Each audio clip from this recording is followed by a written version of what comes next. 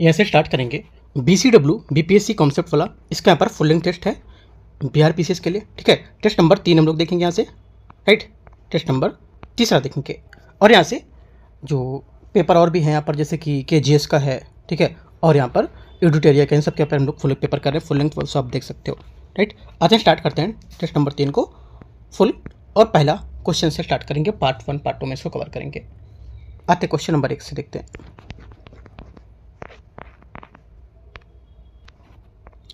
Question number 1 है, राजमार्ग पर पुलिस की रडार गन द्वारा मापी गई किसी गतिमान वाहन की गति किस घटना पर आधारित होती है? आंसर क्या होगा? किस पर आधारित होती है बताओ। करेक्ट आंसर हो जाएगा यहाँ से इसका,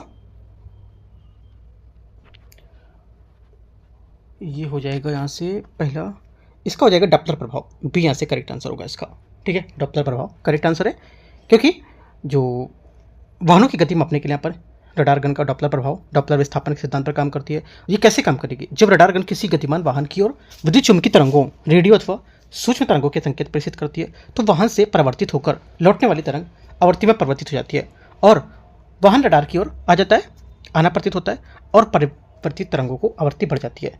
वाहन रडार से दूर जा रहा होता है तो परावर्तित तरंगों की गति, आवर्ती गति क्या होती है? घट जाती है। तो आंसर क्या होगा? बी करेक्ट है।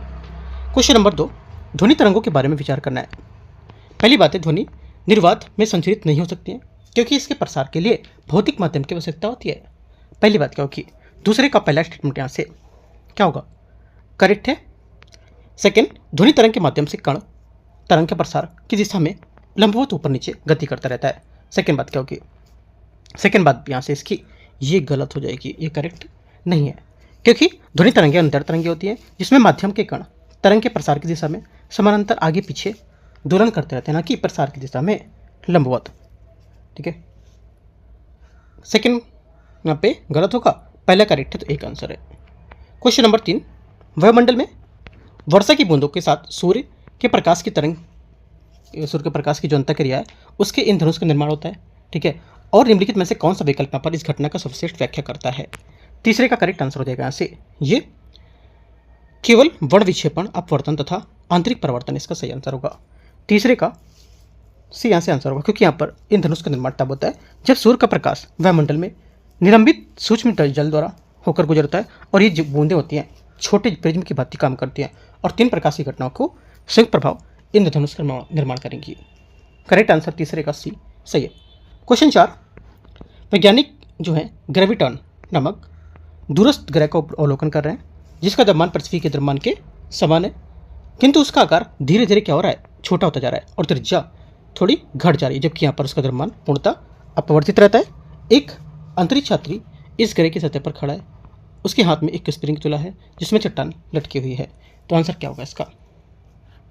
तो देखो, जो आंसर हो जाएगा यहाँ से, ये ग्रह सिकुड़ जाने के बाद अंतरिक्ष यात्री को क्या अवलोकन करेगा? ये अवलोकन करेगा कि स्प्रिंग तुलना में कम और मान प्रदर्शित करेगी, जिससे यहाँ पर छोटा ग्रह वस्तु के कम गुरुत्वीय त्वरण को आकर्षण लगाएगा। ये यहाँ से क्या होगा? इसका सही आंसर होगा, ठीक है। ये आप जो है ये फिगर के माध्यम से अच्छे समझ सकते हो, क्योंकि यहाँ पर जो इसका फॉर्मूला होता है, जी इक्वल होता है GM/R²। अगर M1 M2 होता है तो GM1 M2/R² हो जाता है, ठीक है। R1 R2 होता है R1 R2² हो जाता है, ठीक है। तो यहाँ से जहाँ पर G कैप का गुरुत्व, ये आपका G कैपिटल वाला गुरुत्वाकर्षण नियतांक, M आपका द्रव्यमान, R उसकी त्रिज्या है, और G वाला गुरुत्वीय त्वरण है, ठीक है। आगे आते क्वेश्चन नंबर यहाँ से 5, निम्नलिखित में से कौन सी राशि की कोई इकाई नहीं होती है? इनमें से कौन सी राशि की कोई इकाई नहीं होती है? आंसर 5वें का हो जाएगा करेक्ट, ये करेक्ट आंसर है। कौन सा? 5वें का करेक्ट आंसर, पर विकृति इसका सही आंसर होगा। विकृति करेक्ट आंसर है, ठीक है, क्योंकि यहाँ पर समीकरण में उपस्थित प्रत्येक भौतिक राशि का अपना कोई मात्रक होता है ना, और यह आवश्यक नहीं है कि वो हो भी, क्योंकि भौतिक में जो अधिकांश राशि होती है उसमें निश्चित मात्रक होते हैं। उदाहरण के लिए जैसे बल का मात्रक न्यूटन, दाब का मात्रक पास्कल तथा प्रतिबल का मात्रक पास्कल होता है, ठीक है। तो किंतु यहाँ पर कुछ विशेष राशियाँ ऐसी होती हैं जिनमें विमाहीन राशियाँ होती हैं, इनमें केवल संख्यात्मक मान होता है, इनका कोई मात्रक नहीं होता है। विकृति इसी प्रकार की यहाँ पर विमाहीन राशि है। क्वेश्चन नंबर 6, एक कार नगर ए से नगर बी तक यात्रा करती है। वह यात्रा के प्रथम आधे भाग को 40 किलोमीटर पर घंटे की गति से, दूसरी को आधे को 60 किलोमीटर पर घंटे की दूसरी यहाँ पर तय करती है। तो एक विद्यार्थी शीघ्रता में औसत गति 50 किलोमीटर प्रति घंटा से अगर निकाले तो यहाँ पर क्या आएगा इसमें, तो इसके बारे में क्या सही होगा? जो सही हो जाएगा छठे का करेक्ट आंसर ये हो जाएगा, विद्यार्थी गलत है और औसत गति 48 किलोमीटर प्रति घंटा होगी, बी है ना। क्या होगा बी आंसर इसका आंसर होगा, छठे का बी करेक्ट है, क्योंकि औसत चाल पूरी यात्रा के दौरान प्रयुक्त विभिन्न चालों के असाधारण जो औसत है उसके रूप में परिभाषित नहीं किया जाता है। इसकी परिभाषा होती है औसत चाल बराबर कुल दूरी बटे कुल समय, ये कुल दूरी अपन कुल समय। आगे आते क्वेश्चन 7 नंबर है, निम्नलिखित में से किस स्थिति में उल्लिखित बल द्वारा किया गया कारण ऋणात्मक होता है? करेक्ट आंसर 7 में हो जाएगा, ये एक गेंद को ऊर्ध्वाधर दिशा में फेंककर ऊपर की ओर फेंका जाता है और गेंद फिर जाते समय उस गुरुत्वाकर्षण बल पर किया गया कार्य जो होता है वो क्या हो जाएगा, ये ऋणात्मक होगा। ठीक है, बी आंसर 7वें का सही आंसर होगा, क्योंकि यहाँ पर किसी बल द्वारा किया गया कार्य W बराबर क्या होता है, एफ कॉस थीटा होता है। एफ कॉस थीटा कल मैंने बताया था इसको लेकर के कि अगर मैंने आपको कल बताया था कि W बराबर एफ होता है, लेकिन अगर यहाँ पर कुछ एंगल या कोण को दिया होता है तो वहाँ पर एफ कॉस थीटा लग जाता है। ठीक है, तो कॉस थीटा की जगह आप वैल्यू अपनी रख सकते हो, थीटा इक्वल 0 डिग्री है ना, तो कॉस 0 की वैल्यू कितनी होती है, 1 होती है, तो W बराबर एफ हो गया है ना, एफ की जगह आप वैल्यू भर दोगे तो यहाँ से इसका जो आंसर आएगा ये ऋणात्मक आएगा, आंसर बी यहाँ से करेक्ट है। आगे आते हैं क्वेश्चन नंबर 8 है, अभिकथन ए कारण आर, ऊष्मा है ऊर्जा का एक रूप है जबकि तापमान अणुओं की औसत गतिज ऊर्जा का माप होता है। 8वें का पहला स्टेटमेंट क्या होगा, पहला स्टेटमेंट 8वें का करेक्ट है, करेक्ट है। सेकंड, ऊष्मा क्या होती है, उच्च तापमान वाले पिंड के निम्न तापमान वाले पिंड की ओर तब तक प्रवाहित होती है जब तक कि वायु युक्त की तापीय जो संतुलन है स्थापित ना हो जाए। सेकंड बात भी करेक्ट है, दोनों बातें यहाँ से करेक्ट है, लेकिन इसकी व्याख्या नहीं कर रहा है। ठीक है, व्याख्या इसकी नहीं कर रहा है, आंसर क्या होगा, बी यहाँ से करेक्ट आंसर है 8वें का, बात दोनों करेक्ट है। क्वेश्चन नंबर 9, एक दोलन पूरा करने में लगने वाले समय को क्या कहा जाता है? एक दोलन पूरा करने वाले समय लगने वाले समय को क्या कहा जाता है, ये आपने पढ़ा होगा 9th-10th में साइंस में, तो करेक्ट आंसर क्या होगा, इसका आंसर 9वें का क्या होगा, सोचो, आवर्तकाल कहलाता है। क्या कहता है आवर्तकाल, आवर्तकाल टाइम पीरियड होता है जिसका प्रतीक टी द्वारा कैपिटल टी उसको द्वारा निरूपित करते हैं, उस समय के रूप को परिभाषित करता है जो कोई दोलनशील वस्तु एक दोलन को पूर्ण करने में समय लेती है उसको। आगे क्वेश्चन आते हैं 10 नंबर, 4 मजदूर विभिन्न दूरियों को बल लगाकर काम करते हैं जैसा कि नीचे वर्णित किया गया है, देखते हैं। मजदूर ए 5 न्यूटन का बल लगाता है किसी वस्तु को 3 मीटर तक विस्थापित करता है, बी 10 न्यूटन पर बल लगाकर किसी वस्तु को 50 सेंटीमीटर तक विस्थापित कर देगा, और सी मजदूर 3 न्यूटन का बल लगाकर किसी वस्तु को 4 मीटर तक विस्थापित करता है, जबकि 8 जो डी मजदूर जो है 8 न्यूटन का बल लगाकर किसी वस्तु को 25 सेंटीमीटर तक विस्थापित करता है। तो पूछ रहे हैं कि इनमें से किस मजदूर द्वारा किया गया कार्य सर्वाधिक है। ठीक है, आपको तो सिंपल सा लगेगा कि ये कर रहा है, ये ज़्यादा होगा है ना, ये क्या ज़्यादा जाता होगा, 3 मीटर वाला ज़्यादा होगा, 3 मीटर बराबर 300 सेंटीमीटर होता है, तो इनमें से क्या सही होगा, क्या सोच सकते हो आप यहाँ तक? देखो जो आंसर हो जाएगा 10वें का करेक्ट आंसर ये हो जाएगा, आंसर बी इसका स्टेटमेंट करेक्ट है। क्यों, क्योंकि देखो इसका इसलिए करेक्ट हो जाएगा बी नंबर स्टेटमेंट 10वें का, क्योंकि इससे बल द्वारा किया गया कार्य W बराबर एफ इंटू डी होता है, यहाँ एफ लगा गया बल का परिमाण और डी बल की दिशा में वस्तु का विस्थापन। ठीक है, और एस पद्धति में एसआई पद्धति में इसका मात्रा क्या होता है, इकाई जूल होती है, राइट। तो जो आंसर हो जाएगा इसका यहाँ से करेक्ट बी होगा, यहाँ से बी मतलब कहने का आंसर बी मतलब ए नंबर वाला, ये नहीं कि बी वाला, ये बी नंबर कहने का मतलब ए वाला। मैंने आपको बताया था कि इनमें से कोई एक तो सही हो सकता है, या तो 25 सेंटीमीटर मान सकते हो या तो 3 मीटर, क्योंकि 3 मीटर ज़्यादा है, उसके अकॉर्डिंग थोड़ा सा आप यहाँ पे वैल्यू रख के सॉल्व कर सकते हो तो भी निकल आएगा आंसर। आगे आते हैं क्वेश्चन 11, इथेन C2H6 का आणविक सूत्र निम्नलिखित में से है क्या? करेक्ट आंसर 11वें का हो जाएगा, ये है बी सहसंयोजक बंध, 7 सहसंयोजक बंध इसका आंसर होगा, क्योंकि सहसंयोजक बंध में 2 तत्वों के बीच इलेक्ट्रॉन युग्म का साझाकरण होता है। एथेन में 7 सहसंयोजक बंध होते हैं, अर्थात 6 CH बंध और 1 CC बंध होता है। ठीक है, क्वेश्चन नंबर 12, निम्नलिखित में से कथनों पर विचार करना है।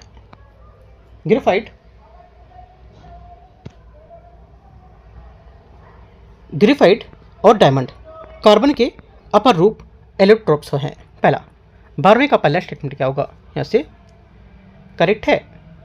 पहली बात, 12वें की स्टेटमेंट यहाँ से गलत हो जाएगी, है ना। 12वें का पहला स्टेटमेंट यहाँ से गलत है। दूसरा, डायमंड में प्रत्येक कार्बन परमाणु अन्य 3 परमाणु से बंधित होते हैं, करेक्ट है। तीसरा, ग्रेफाइट में प्रत्येक कार्बन परमाणु 4 अन्य परमाणु से बंधित होते हैं, ये भी बात करेक्ट हो जाएगी। 2 और 3 यहाँ से स्टेटमेंट इसका क्या होगा, सही होगा, ठीक है। और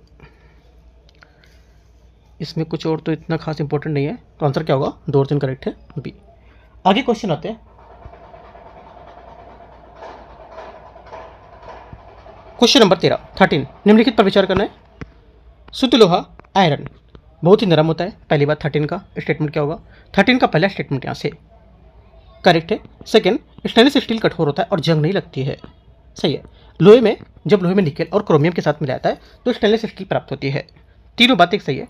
आंसर क्या होगा, डी 1 2 3 इसका करेक्ट आंसर हो जाएगा। क्वेश्चन नंबर 14 14 नंबर,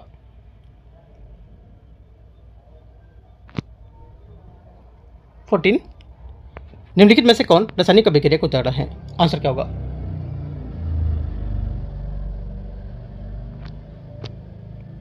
पहला, ऑक्सीजन का द्रवीकरण, चीनी मिट्टी में डिस पेट्रोल में घुले रखना, उच्च तापमान में वायु उपस्थिति के तांबे को तार को गर्म करना, उपरोक्त में से एक से अधिक। 14 का जो आंसर हो जाएगा यहाँ से क्या होगा, ये करेक्ट हो जाएगा।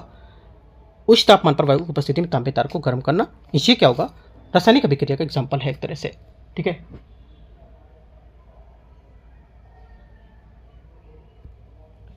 आंसर सी करेक्ट है 14 का। 15 नंबर है, 15 नंबर क्वेश्चन, अभिकथन है कारणहार। जल को सार्वभौमिक विलायक यूनिवर्सल सॉल्वेंट कहा जाता है। 15 का पहला स्टेटमेंट यहाँ से क्या होगा, ये करेक्ट है, ठीक है, क्योंकि यहाँ पर जल को सार्वत्रिक विलायक कहा जाता है क्योंकि किसी भी अन्य द्रव की तुलना में अधिक पदार्थों को घोल सकता है और ये क्षमता जल के अणुओं में ध्रुवीय प्रकृति के कारण उत्पन्न होती है। सेकेंड बात है, आर नंबर जो बोला है इसमें, आर बोला है कि जल के अणु ध्रुवीय पोलर संरचना वाले होते हैं जिन्हें धनात्मक और ऋणात्मक आवेशित सिरे होते हैं जो अनेक पदार्थों के साथ साथ परस्पर क्रिया करते रहते हैं। सेकेंड भी बात इसकी क्या हो जाएगी, करेक्ट हो जाएगी ना, हाँ सेकेंड भी करेक्ट है। दोनों बातें सही है और इसकी व्याख्या भी कर रहा है, ये करेक्ट है। क्वेश्चन 16, निम्नलिखित धातुओं को उनके कौन सी अभिक्रियाशील श्रेणी में नीचे स्थान रखती है। आंसर 16 का हो जाएगा करेक्ट, यहाँ से ये सोना इसका आंसर होगा। धातु की अभिक्रियाशीलता में श्रेणी में ऊपर से नीचे की जाने पर अभिक्रियाशीलता क्या घटती जाती है, ठीक है, जिसमें से तांबा, पारा, चांदी, सोना सबसे नीचे आ गया, AU, ठीक है। इसमें तो यहाँ पर सोना सबसे नीचे स्थिर होता है, इससे यहाँ पर सबसे कम अभिक्रियाशील धातु माना जाता है, ठीक है।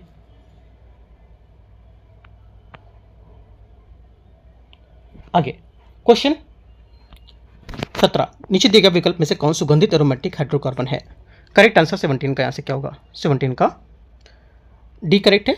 सभी क्या है यहाँ पर सुगंधित एरोमेटिक हाइड्रोकार्बन है, नेफ्थलीन, बेंजीन, एंथ्रासीन इसका आंसर होगा 17 का, ठीक है। सुगंधित हाइड्रोकार्बन जो होते हैं ये कार्बन यौगिकों का एक विशिष्ट समूह है जिसकी पहचान इसकी अनूठी वलयदार संरचना और विशिष्ट रासायनिक गुणों से संपन्न होती है, ठीक है। वलय संरचना इसमें 6 कार्बन परमाणुओं का वलय होता है जो षटकोशी आकार का एक व्यवस्थित कण रहता है जिसमें एकल और द्विबंध क्रमशः वैकल्पिक रूप से उपस्थित होते हैं और इस वलय की संरचना को समानता बेंजीन वलय कहा जाता है, भले ही वह अणु स्वयं बेंजीन ना हो, ठीक है। क्वेश्चन आगे आते हैं, क्वेश्चन नंबर 18 17 हो गया।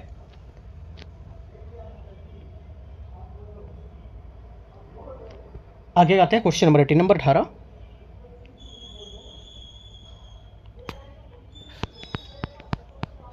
18, नंबर है साबुन में पारदर्शिता, ट्रांसपेरेंसी, ठीक है, जो होती है किसके उपयोग के लिए प्राप्त किया सकती है। आंसर हो जाएगा 3 का करेक्ट आंसर, ये एथेनॉल, ठीक है। साबुन में पारदर्शिता, अल्कोहल समानता एथेनॉल के उपयोग से प्राप्त किया सकती है जिसका निर्माण के दौरान साबुन को एथेनॉल में घुलाता है जिसे बाद में वाष्पित कर दिया जाता है और इससे एक स्पष्ट पारदर्शी साबुन आधार शेष रह जाता है, ठीक है।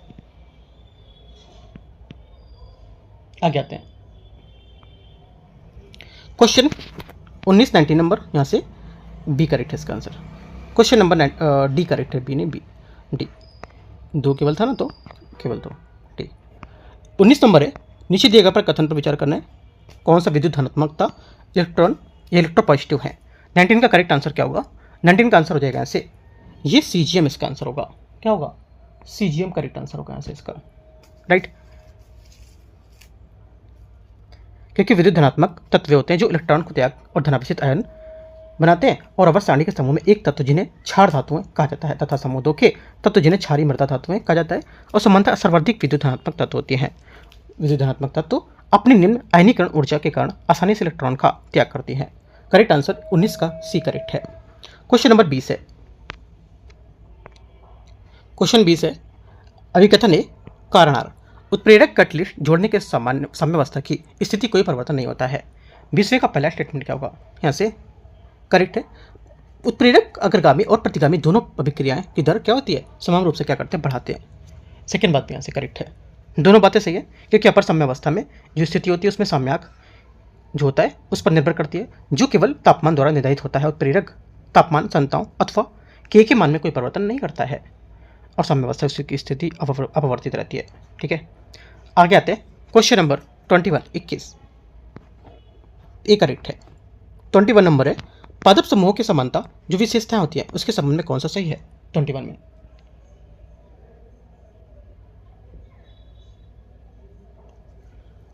21 का जो आंसर हो जाएगा यहाँ से, ये हो जाएगा करेक्ट। यहाँ से जो पादप समूह के समान विशेषताओं के बारे में, ये ब्रायोफाइट को पादप जगत का उभयचर कहा जाता है, क्योंकि वे लैंगिक प्रजनन के लिए जल पर निर्भर होते हैं।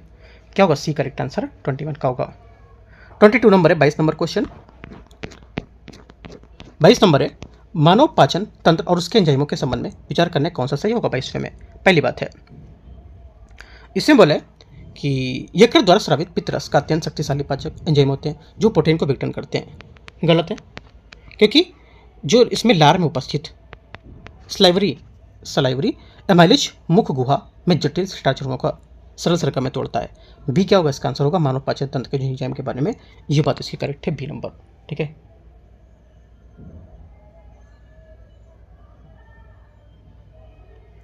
आगे आते क्वेश्चन 23 नंबर 23। मानव रक्त के घटकों के संबंध में विचार करना है। पहली बात है, मनुष्य में परिपक्व अवस्था में लाल रक्त कोशिकाएं केंद्रक न्यूक्लियस नहीं होता है, जिससे हीमोग्लोबिन के माध्यम से ऑक्सीजन वहन के लिए अधिक स्थान उपलब्ध होता है। 23 का पहला स्टेटमेंट यहाँ से करेक्ट है। सेकंड बात है, स्वस्थ रक्त कोशिकाएं लाल जो रक्त कोशिकाएं होती हैं इसकी तुलना में काफ़ी संख्या में होती है और कार्बन डाइऑक्साइड मुख्य वाहक होती है। ये बात गलत है, क्योंकि आरबीसी की संख्या डब्ल्यूबीसी की तुलना में अत्यधिक होती है, और एक स्वस्थ वयस्क होता है उसके रक्त में प्रति घन मिलीमीटर में लगभग 50 लाख आरबीसी पाए जाते हैं, जबकि डब्ल्यूबीसी की संख्या केवल लगभग 6000 से 8000 के बीच ही होती है। ये गलत हो जाएगा। तीसरा है, रक्त प्लेटलेट्स चोट के स्थान पर रक्त के थक्के जमने में महत्वपूर्ण भूमिका निभाती है। तीसरी बात क्या होगी? करेक्ट है, आंसर 1 और 3 सही है। 23 का करेक्ट आंसर क्या होगा? सी करेक्ट है। क्वेश्चन नंबर 24 है, 24 नंबर। मानव शरीर में जो मूत्र है उसके निर्माण के स्थल को लेकर के निष्कासन तक उसके मार्ग के अंगों का सही क्रम क्या होगा? आंसर हो जाएगा सही क्रम इसका ये हो जाएगा कि गुर्दे, मूत्रवाहिनियां, मूत्राशय और मूत्रमार्ग। बी यहाँ से क्या होगा? इसका करेक्ट आंसर होगा कौन सा? 24 नंबर का। ठीक है, आगे आते हैं 25 नंबर।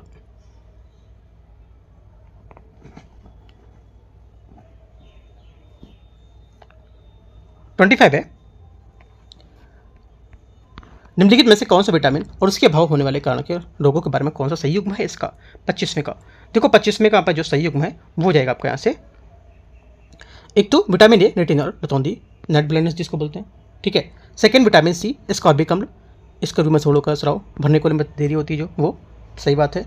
तीसरी बात है vitamin D calciferol, very very गलत है, क्योंकि विटामिन डी जी है एडिकेट्स होना चाहिए। ठीक है, ये बात गलत हो जाएगी।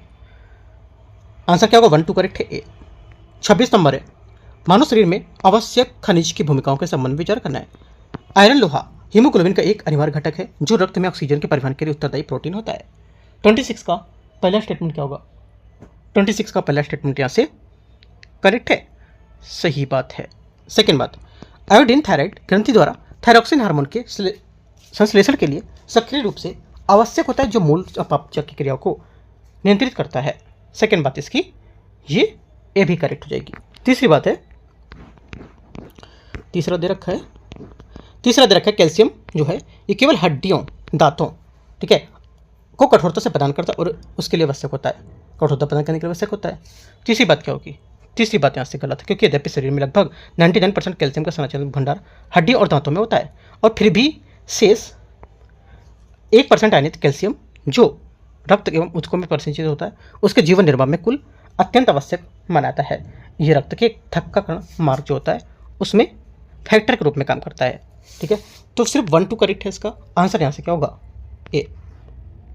27 नंबर भी कथन है कारणार मलेरिया रोगियों में प्लीहा का बढ़ जाना एक प्रमुख लक्षण के रूप में देखा जाता है। 27 का पहला स्टेटमेंट यहाँ से करेक्ट हो जाएगा। सेकेंड बात है प्लीहा उन क्षतिग्रस्त लाल रक्त कोशिकाओं को हटाता है जिन्हें प्लाज्मोडियम परजीवी नष्ट कर देता है, जिससे उसका आकार बढ़ जाता है। दोनों बातें करेक्ट है, आंसर है। क्वेश्चन नंबर 28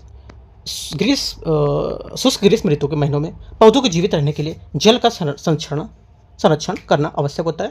निम्नलिखित में से कौन सा पादप हार्मोन अतिशय बाष्पोत्सर्जन के माध्यम से जल हानि को रोकने के लिए रंध्रों स्टोमेटा को बंद करने के लिए जीवन रक्षा का संकेत के रूप में काम करेगा?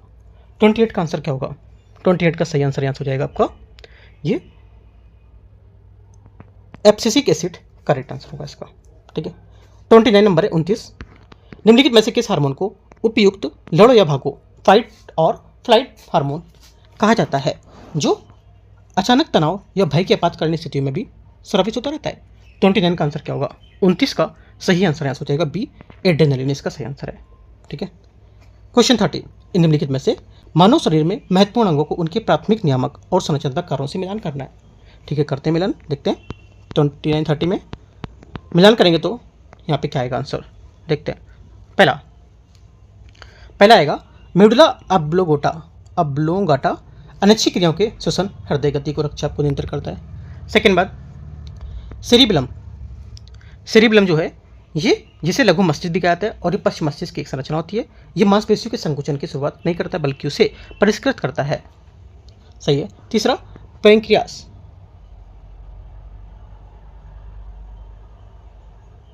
क्या होगा? ये द्विकार वाला अंग जो बहिस्रावी ग्रंथि पाचक रस को स्रावित करने वाली अंतःस्रावी ग्रंथि हार्मोन स्रावित करने वाले दोनों के रूप में काम करता है। आंसर क्या होगा? 1 2 3 सभी करेक्ट है, डी। 31 राजनीतिक लोकतंत्र तब तक स्थायी नहीं रह सकता जब तक कि वह सामाजिक लोकतंत्र की नींव पर निर्मित ना हो।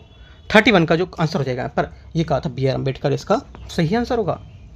32 अनुच्छेद 32 के अंतर्गत संवैधानिक उपचार के अधिकार के संबंध में कौन सा अधीनस्थ न्यायालयों के मौलिक अधिकारों के प्रबंधन के लिए रिट जारी करने का अधिकार प्रदान कर सकता है? आंसर 32 का हो जाएगा भारत का मुख्य न्यायाधीश नहीं, कौन? संसद इसका आंसर होगा। क्या होगा? 32 का संसद होगा आंसर इसका, क्योंकि आर्टिकल 32(3) के तहत संसद के किसी भी न्यायालय सर्वोच्च न्यायालय के अतिरिक्त ये शक्ति प्रदान की कर सकती है कि वह मौलिक अधिकारों के परिवर्तन हेतु निर्देश या आदेश रिट जारी कर सकेगा।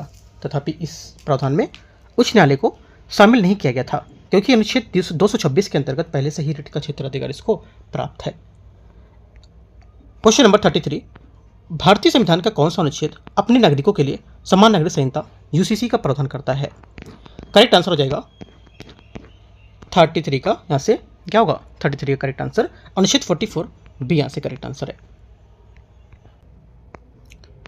क्वेश्चन 34 है, इसमें बोला है संवैधानिकता संविधानवाद कॉन्स्टिट्यूशनलिज्म एक ऐसी सीमित सरकार की प्रणाली को दर्शाता है जिसमें सरकार की शक्तियां संवैधानिक प्रतिबंधों के अधीन होती हैं, ठीक है।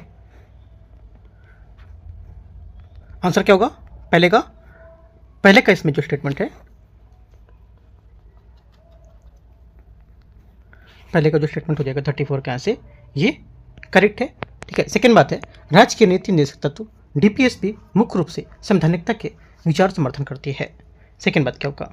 सेकंड बात यहाँ से गलत हो जाएगा क्योंकि यद्यपि निदेशक सिद्धांत डीपीएसपी जो है ये संवैधानिक शासन के उद्देश्यों का समर्थन करता है और वे न्यायालयों के सरकार की शक्तियाँ पर संवैधानिक नियंत्रण मुख्यतः मौलिक अधिकारों द्वारा स्थापित किया जाता है, तो ये गलत होगा। ओनली 1 करेक्ट है, आंसर 34 का ए यहाँ से करेक्ट आंसर है।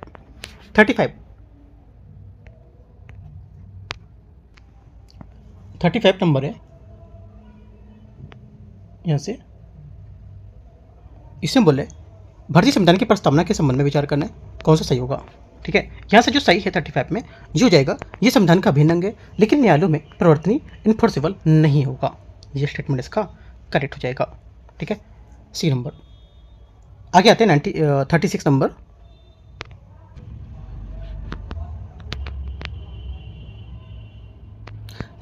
है भारत के वित्त आयोग फाइनेंस कमीशन के संबंध में विचार करना है, कौन सा सही है। ठीक है, पहला, ये संवैधानिक निकाय है जिसका गठन हर 3 वर्ष में किया जाता है। 36 का पहला स्टेटमेंट क्या होगा, यहाँ से गलत है ना, क्योंकि यहाँ पर यह हर 5 वर्ष में होता है। यहाँ से देखो ये गलत बात है, लेकिन सही पूछा, सही क्या होगा, सही हो जाएगा इसका अध्यक्ष उच्च न्यायालय के मुख्य न्यायाधीश chief justice of high court हो सकता है। ये स्टेटमेंट इसका 36 का क्या होगा, सही हो जाएगा। ठीक है, डी नंबर स्टेटमेंट। आगे आते क्वेश्चन 37 नंबर।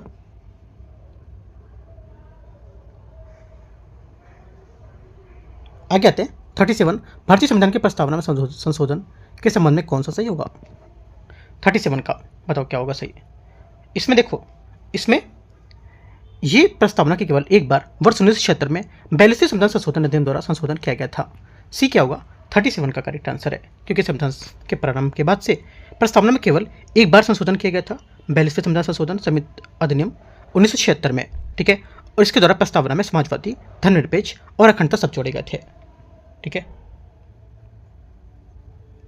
आगे आते हैं, तो आंसर क्या होगा, 37 का करेक्ट आंसर यहाँ से हो जाएगा आपका सी स्टेटमेंट करेक्ट है। ठीक है, आगे आते हैं क्वेश्चन 38 नंबर। 38 नंबर है भारतीय राजनीतिक और संवैधानिक प्रणाली के संबंध में विचार करना है। भारतीय संघीय प्रणाली अमेरिकी मॉडल पर आधारित है। ठीक है, क्योंकि ये एक अविनाशी संघ स्थापित करता है जिसमें राज्यों को अलग होने का अधिकार नहीं होता है।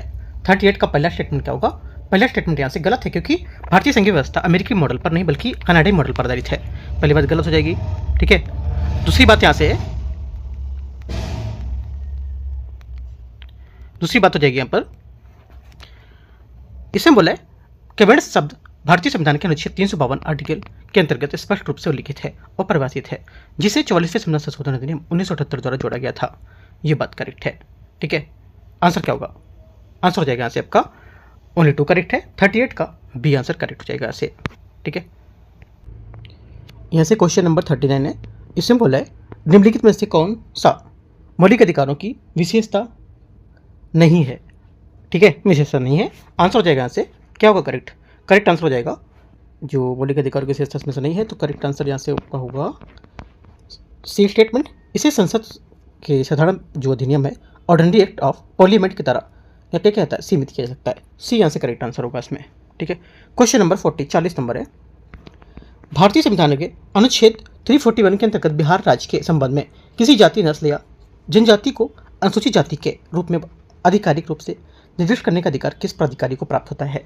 40 का करेक्ट आंसर हो जाएगा, ये प्राप्त होता है भारत के राष्ट्रपति को आर्टिकल 341(1) के तहत। ठीक है, क्वेश्चन 41 निम्नलिखित में से कौन सा महाद्वीप विस्थापन कॉन्टिनेंटल ड्रिफ्ट परियोजना या परिघटना का सबसे प्रत्यक्ष प्रमाण बताता है। आंसर हो जाएगा 41 का ए करेक्ट है। दक्षिण अमेरिका और अफ्रीका की तटरेखा को आकार जिंगसा पजल की तरह आपस में मेल खाता प्रतीत होता है। 41 का क्या होगा, ए नंबर यहाँ से करेक्ट आंसर है। ठीक है, महाद्वीपीय विस्थापन का सिद्धांत अल्फ्रेड वेगनर द्वारा 1912 में प्रस्तुत किया गया था और वैज्ञानिक समुदाय ने समक्ष उन्होंने जो यहाँ पर सबसे पहला प्रमाण प्रस्तुत किया था वह दक्षिण अमेरिका के पूर्वी तट के अफ्रीका पश्चिम तट पर बीच पाया जाने वाला एक आश्चर्यजनक ज्यामितीय मेल था। करेक्ट आंसर 41 का एक करेक्ट है। 42 निम्नलिखित में से जनजाति और उसके निवास स्थान कौन सा पर युग्म पेयर सही रूप में मेल नहीं खाता है। आंसर क्या होगा, 42 का करेक्ट आंसर मेल नहीं खाता है, जो हो जाएगा यहाँ से ये आपका मसाई पश्चिम अफ्रीका इसका करेक्ट आंसर होगा डी। ठीक है, मसाई पश्चिम अफ्रीका का गलत हो जाएगा, क्योंकि जो मसाई है पश्चिम अफ्रीका का समुदाय नहीं है, वे नीलोटिक जाति समूह को पारंपरिक रूप से पूर्वी अफ्रीका में पाए जाते हैं। आगे आते क्वेश्चन 43 नंबर है भारत के निम्नलिखित में से कौन सा राष्ट्रीय उद्यान नेशनल पार्क एक दलदली क्षेत्र स्वयं के रूप में अद्वितीय है, इसमें तैरती हुई वनस्पति पाई जाती है जो समृद्ध जैव विविधता का सहारा देती है, जिसे संकटग्रस्त संगई हिरण, डियर भी शामिल होते हैं। आंसर 43 का क्या होगा, ये बी करेक्ट है। केबुल लमजाओ राष्ट्रीय उद्यान इसका करेक्ट आंसर होगा। 44 नंबर 44 नंबर क्वेश्चन है, नीचे दिए गए यहाँ पर अभिकथन और कारण है। सतत विकास सस्टेनेबल डेवलपमेंट का वह हिस्सा या वह विकास है जो वर्तमान की आवश्यकताओं को इस प्रकार पूरा करता है कि भविष्य की पीढ़ियों में अपनी आवश्यकताओं को पूरा करने की क्षमता से कोई समझौता ना हो। ठीक है, पहली बात क्या है, 44 का जहाँ पर अभिकथन है ये करेक्ट है। ठीक है, सेकेंड बात है आर, एजेंडा 21 संयुक्त राष्ट्र का एक गैर बाध्यकारी योजना है जो सतत विकास से संबंधित 1992 में रियो डी जेनेरियो आयोजित पृथ्वी शिखर सम्मेलन में अपनाई गई थी। सेकेंड बात क्या होगी, सेकेंड बात यहाँ से ये भी करेक्ट है, दोनों करेक्ट है, लेकिन यहाँ पर इसकी व्याख्या नहीं कर रहा है। ठीक है, आंसर क्या होगा, आंसर हो जाएगा आपका यहाँ से बी करेक्ट आंसर है। ये दोनों, ए और दोनों सही है, लेकिन इसकी व्याख्या नहीं कर रहा, क्योंकि यहाँ पर ये बात कर रहा था सस्टेनेबल डेवलपमेंट का जो आवश्यकता है इसको पूरा करने के लिए भविष्य की जो पीढ़ियाँ थी उसको लेकर के, लेकिन यहाँ पर ये बात कर रहा था जो पृथ्वी शिखर सम्मेलन है ये बाध्यकारी और गैर बाध्यकारी के रूप में बात कर रहा है। ठीक है, आगे आते हैं, क्वेश्चन नंबर 45 नंबर है, निम्नलिखित में से कौन सा वह तंत्र नहीं है जिसके माध्यम से निचला वायुमंडल लोअर एटमॉस्फेयर ऊष्मा प्राप्त करता है। करेक्ट आंसर क्या होगा, 45 का जो करेक्ट आंसर हो जाएगा यहाँ से ये हो जाएगा आपका डी करेक्ट है, परावर्तन इसका सही आंसर हो जाएगा। 45 का डी करेक्ट है, परावर्तन। ठीक है, आगे आते हैं क्वेश्चन 46 नंबर, इसमें बोला कि निम्नलिखित में से कौन सा पर्वतीय दर्रा अपनी अवस्थिति के साथ सही रूप से मेल यह सुमेलित करता है। आंसर 46 का हो जाएगा यहाँ से, ये सुमेलित करता है नाथुला सिक्किम। नाथुला क्या होगा, सिक्किम यहाँ से करेक्ट हो जाएगा। ठीक है, आगे आते हैं क्वेश्चन 47 नंबर है, निम्नलिखित में से राष्ट्रीय उद्यान को वन्यजीव अभ्यारण्य में से उनके सही राज्य से सम्मिलित कर रहे हैं कौन। राष्ट्रीय उद्यान, अभ्यारण्य और यहाँ पर इसके राज्य कौन कौन से हैं। दाचिगम, दाचिगम क्या होगा, ये आपका हो जाएगा जम्मू कश्मीर, जम्मू कश्मीर होना चाहिए, हाँ ठीक है। हाँ, आगे केवलादेव भरतपुर राजस्थान और कान्हा केसली मध्य प्रदेश। करेक्ट आंसर 47 का क्या होगा, बी करेक्ट है। क्वेश्चन नंबर 48 है, नोकरिक बायोस्फीयर रिजर्व जैवमंडल आरक्षित क्षेत्र जो यूनेस्को द्वारा मान्यता प्राप्त एक जैवमंडल आरक्षित क्षेत्र तथा जंगली केले की प्रजातियों के लिए एक जैव विविधता हॉटस्पॉट भी है। निम्नलिखित में से किस स्थान पर अवस्थित है ये। आंसर 48 का हो जाएगा, ये अवस्थित है कहाँ पर। करेक्ट आंसर गारो हिल्स मेघालय इसका सही आंसर होगा। ठीक है, क्वेश्चन नंबर 49 49 नंबर है, मैचिनॉट लाइन जो द्वितीय विश्व युद्ध से पहले निर्मित एक प्रसिद्ध रक्षात्मक किलेबंदी थी, निम्नलिखित में से किन दो देशों की सीमा साथ बनाई गई थी। आंसर 49 का क्या होगा, करेक्ट आंसर हो जाएगा यहाँ से ये बी करेक्ट है, फ्रांस और जर्मनी इसका सही आंसर हो जाएगा। ठीक है, मैजिनॉट रेखा सैन्य इतिहास की सबसे प्रसिद्ध और अन्यथा सबसे असफल रक्षात्मक किलेबंदी में से एक है। इसे फ्रांस ने 1929 में 1936 के बीच जर्मनी के साथ अपनी सीमा पर बनाया था, जो दक्षिण में स्विट्जरलैंड की सीमा से लेकर उत्तर में लग्जमबर्ग तक लगभग विस्तृत है। आगे आते क्वेश्चन 49 हो गया, 50 नंबर है, संयुक्त राष्ट्र समुद्री कानून जो अभी समय है उसके बारे में इसके तटीय आधार रेखा से बढ़ती दूरी के समुद्री के हिस्से उसके बारे में कौन सा सही होगा। ठीक है, तो आंसर जो हो जाएगा 50 का करेक्ट आंसर ये हो जाएगा आपका यहाँ से प्रादेशिक सागर, टेरिटोरियल सी, संलग्न क्षेत्र, कंटिग्युअस जोन, अनन्य आर्थिक क्षेत्र, एक्सक्लूसिव इकोनॉमिक जोन। सी यहाँ से क्या होगा, इसका आंसर होगा। ठीक है, ये इसका सही क्रम हो जाएगा। क्वेश्चन नंबर 51 है, 51 नंबर, निम्नलिखित में से उष्णकटिबंधीय घास भूमि ट्रॉपिकल ग्रासलैंड और उसके स्थान पर कौन सा युग्म सही रूप से सुमेलित होगा। 51 का करेक्ट आंसर हो जाएगा, यहाँ पर जो सुमेलित है इसका ये लेनोस वेनेजुला इसका आंसर होगा।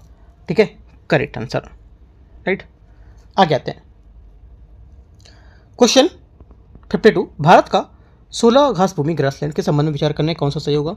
ठीक है, 16 घास के मैदान, तो देखो 16 घास के जो मैदान है ये पश्चिमी घाट की उच्च ऊंचाई वाली पर्वतीय घास भूमि होती है जो छोटे बौने और सदाबहार वृक्षों के झुरमुट में बीच में पाई जाती है। बी क्या होगा, 52 का करेक्ट आंसर आएगा। ठीक है, और ये भारत के सबसे अनोखे और पारिस्थितिक रूप से अत्यंत संवेदनशील परिस्थिति तंत्र में एक माने जाते हैं। आगे आते क्वेश्चन 53 नंबर, 53 है,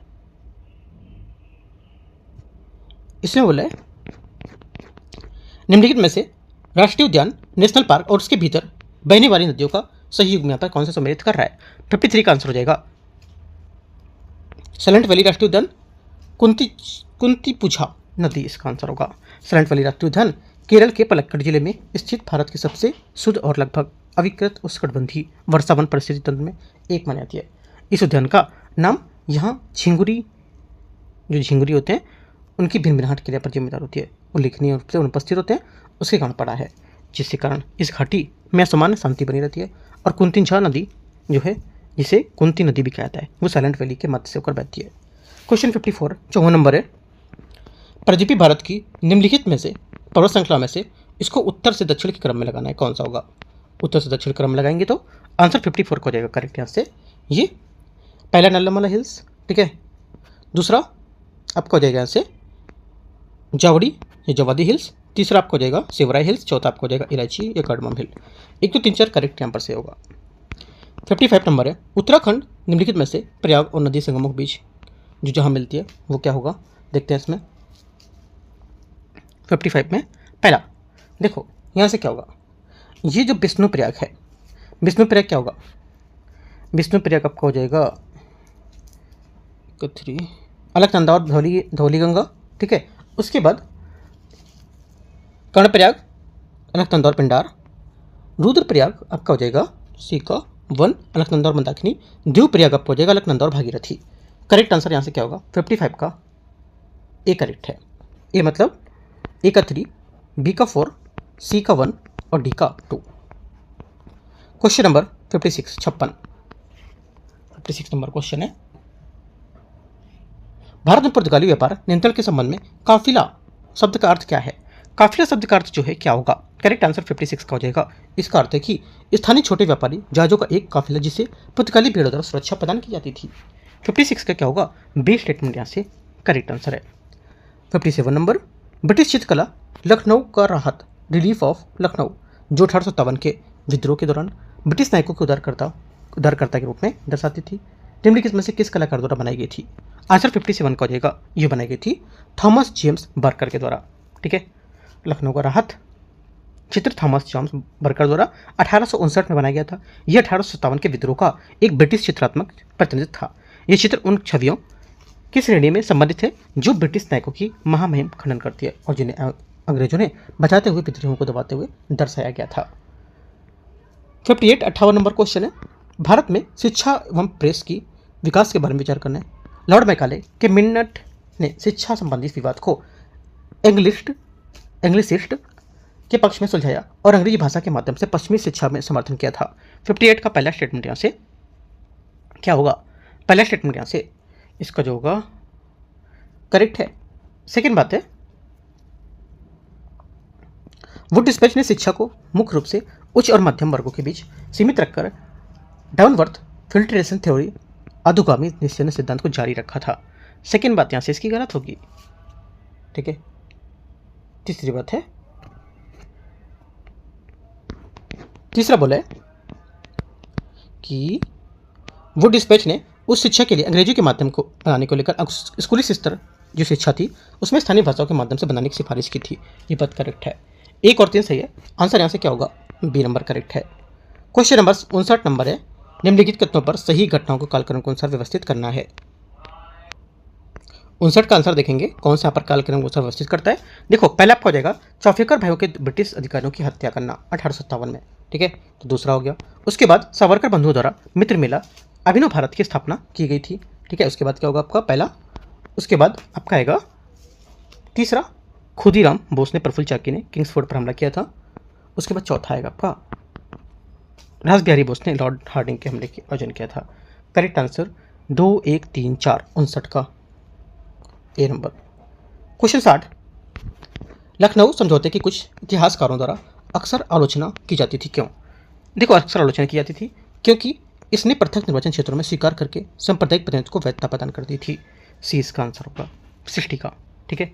लखनऊ समझौता भारतीय राष्ट्रीय कांग्रेस का और अखिल भारतीय मुस्लिम लीग के बीच 1916 में लखनऊ में आयोजित उनके अधिवेशन के दौरान हुआ था और यह समझौता ब्रिटिश शासन के खिलाफ दोनों संगठनों के बीच राजनीतिक सहयोग का पहल को लेकर उदाहरण था। आगे क्वेश्चन है 61 नंबर, 1920 के दशक में दौरान भारत में ट्रेड यूनियन आंदोलन के संबंध में विचार करना है। पहली बात है, पहला बोला है भारतीय ट्रेड यूनियन कांग्रेस की स्थापना 1920 में लाला लाजपत राय के प्रथम अध्यक्ष के रूप में हुई थी। पहली बात क्या होगी, 61 का पहला स्टेटमेंट यहाँ से क्या होगा, करेक्ट है। सेकेंड बात है ट्रेड यूनियन अधिनियम 1926 में ट्रेड यूनियन की कानूनी मान्यता प्रदान की गई थी तथा बैच ट्रेड यूनियन गतिविधियों के यहाँ पर कुछ दीवानी आपराधिक उन्नतियाँ प्रदान की गई थी। सही हो जाएगा।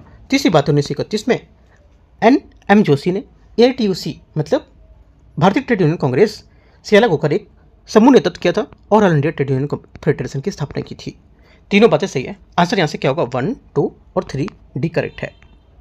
क्वेश्चन 62, निम्नलिखित में से कृषक आंदोलन और उन नेताओं का मिलान करना है। यहाँ पर देखना है कौन कौन से मैच करते हैं आंदोलन और नेता। 62 पहली बात है यहाँ से 62 की, हाँ 1859-60 में हो जाएगा आपका नील विद्रोह क्या होगा, आपको हो जाएगा एक दिगंबर विश्वास, ठीक है, दिगंबर विश्वास और विष्णु विश्वास कहाँ पर, बंगाल में, कब 1959-60 के बीच में। ये बात भी आप नोट कर लो।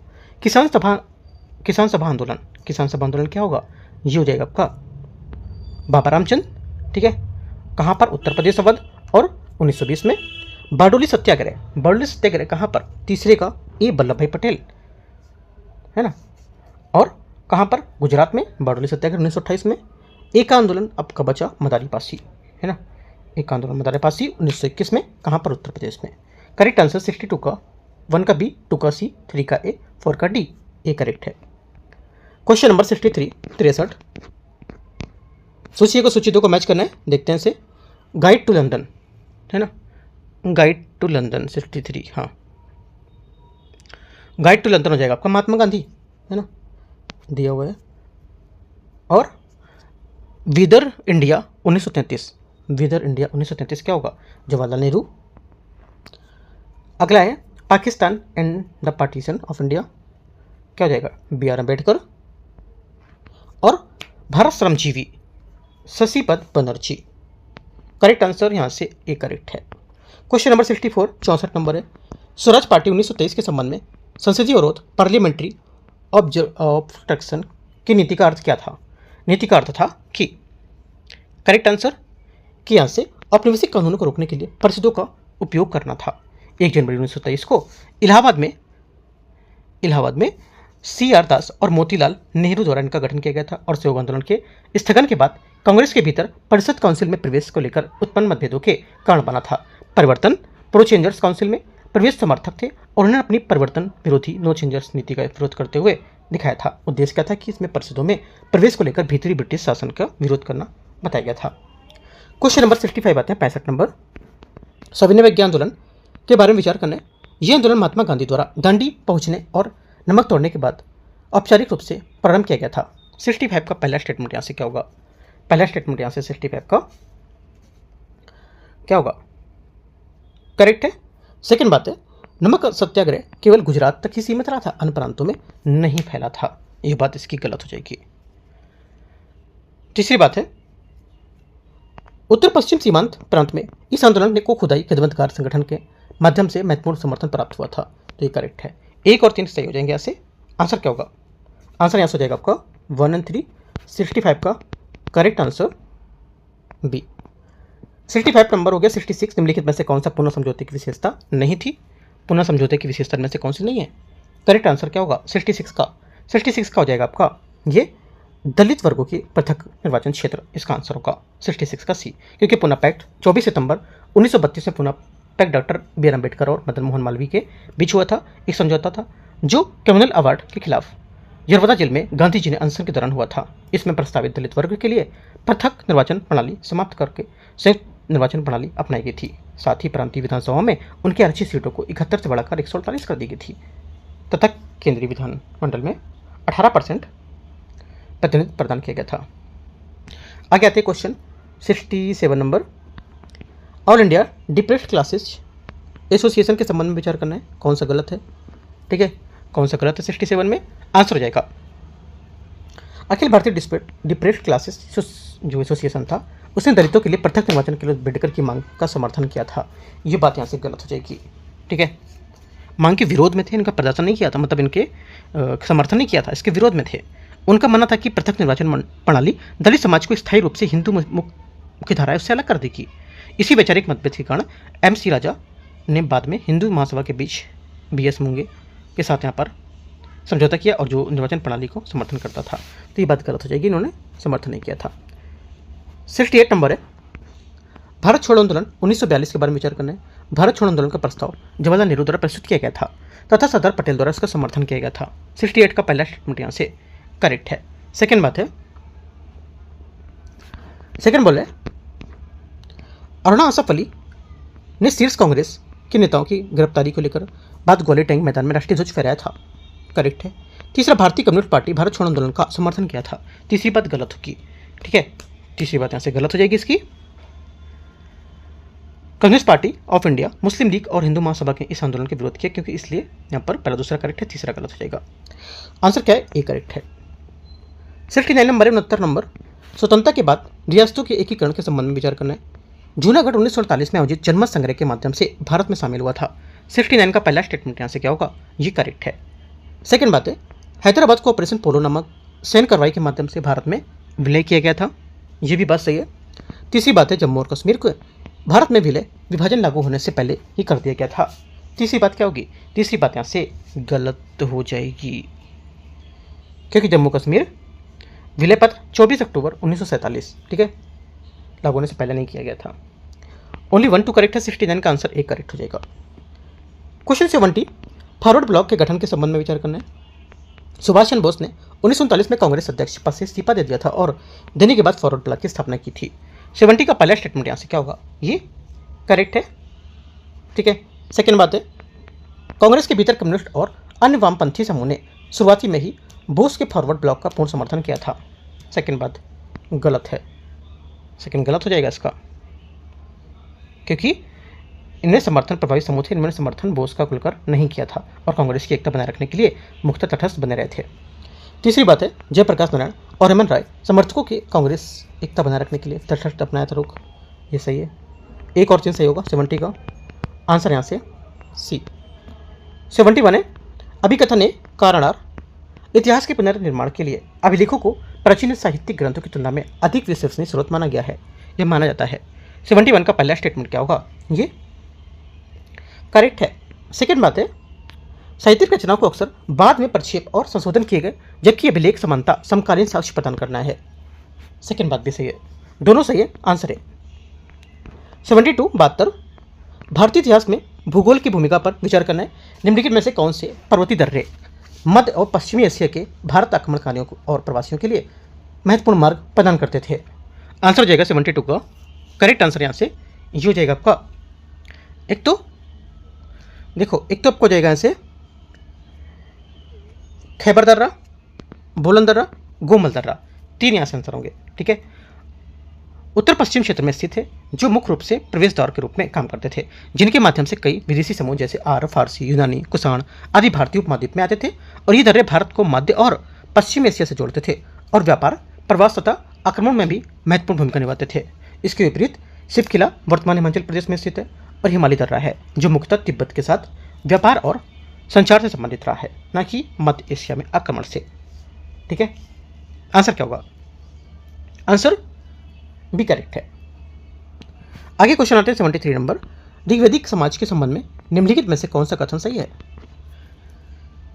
ऋग्वैदिक समाज के बारे में जो सही है, ऋग्वैदिक लोग मुख्यतः पशुपालक प्रकृति के होते थे। एकदम करेक्ट बात है। पशुपालन पर आधारित थे और गायों को धन और समृद्धि का प्रमुख मानदंड बताते थे और कई जनजातीय संघर्ष गायों के लिए लड़ जाते थे और गविष्ठी मतलब गायों की खोज जैसे कि शब्द आर्थिक, सामाजिक और जीवन में पशुओं के महत्व को दर्शाते थे। आगे आते क्वेश्चन 74 नंबर। 74 है, अशोक की धम्म नीति संबंधित निम्नलिखित में से कौन से यहाँ पर उपाय जुड़े थे? आंसर हो जाएगा 74 का करेक्ट आंसर यहाँ से ये होगा। एक तो नैतिक पर्यवेक्षण हेतु धम्मपात्रों की नियुक्ति करना। सेकेंड बात, मनुष्य और पशुओं को दोनों की चिकित्सा व्यवस्था को देखना। ठीक है। चौथी बात यहाँ से हो जाएगी आपकी, यात्रियों के लिए सड़कें, कुआं, विश्राम को गृह का निर्माण करना। लेकिन तीसरी बात इसी गलत होगी। तीसरी बात गलत है, क्यों? क्योंकि यहाँ पर अशोक ने अपने पूरे साम्राज्य में शिकार और पशुवध को पूरी तरह समाप्त नहीं किया था। यद्यपि उन्होंने हिंसा को हतोत्साहित किया, पशु बलि पर कम कर दिया था और कुछ प्रकार के वध को प्रतिबंध लगाए थे, लेकिन पूर्णतः निषेध लागू नहीं किए थे। 1 2 4 करेक्ट है। आंसर यहाँ से ए 74। 75 नंबर है, निम्नलिखित में से कौन सा महाजनपद 6ठी शताब्दी से पूर्व में सबसे शक्तिशाली बन गया था? आंसर 75 का सी, मगध करेक्ट आंसर होगा। ठीक है, मगध इसका सही आंसर है। 16 महाजनपदों में से मगध 6ठी शताब्दी से पूर्व में दौरान सबसे शक्तिशाली राज्य के रूप में उभरा था और इसके उदय में कई भौगोलिक, आर्थिक और राजनीतिक कारकों का योगदान था। ठीक है, 76 नंबर है, इसमें बोला कि अभिकथन ने कारणात अकबर ने अपने शासनकाल में तीर्थ यात्रा कर को समाप्त कर दिया था। 76 का पहला स्टेटमेंट यहाँ से करेक्ट है। सेकेंड बात यहाँ से है, अकबर का उद्देश्य गैर मुसलमानों के प्रति भेदभाव को कम करना था। एकदम करेक्ट है, दोनों बातें सही है ना। आंसर क्या होगा? आंसर यहाँ से ए करेक्ट है। तो इस टाइप से हम लोग यहाँ पर 76 क्वेश्चन ही डिस्कस करेंगे। बाकी 77 से 150 क्वेश्चन तक हम लोग करेंगे पार्ट 2 में। जितने भी यहाँ पर टॉपिक आ रहे हैं उन सब टॉपिक को अच्छे से कवर करते जाना है। ठीक है, एक एक टॉपिक जितने भी आ रहे हैं उन सबको टॉपिक को जाकर डीप में पढ़ो, तब तक वो क्वेश्चन और आगे से अच्छे सॉल्व हो पाएंगे।